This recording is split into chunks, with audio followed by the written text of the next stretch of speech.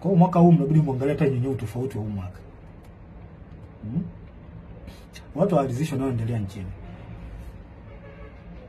Mwafaka wa kitaifa unahitajika.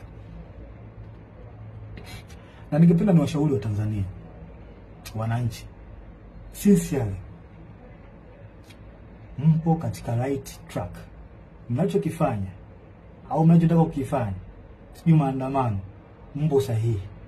Mpo sahihi kwa sababu hata baba wa taifa ameliongelea hilo. Mpo katika right track. Mna baraka zote kutoka kwa baba wa taifa, mna baraka zote kutoka kwa Mungu na hata kwangu. Na pia mnatakiwa mtambue kwamba asilimia kubwa ya wanajeshi wapo upande wenu. Wengi hawezi kutoka hadharani kama nilivyotoka mimi, kwa sababu sio ujasiri wa kila mtu ambaye anaweza kufanya hivi. Ila mtambue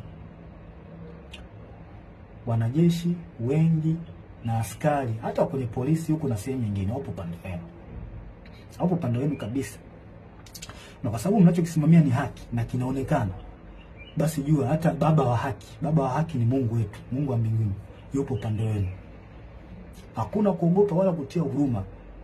Hili naliongea kwa msisitizo. Hakuna kuogopa wala kutia huruma. Na ole wake, yaani hapa naliongea sasa kwa kumaanisha ole wake polisi au mtu yoyote atakayewazuia wa Tanzania kutimiza haki yao kikatiba.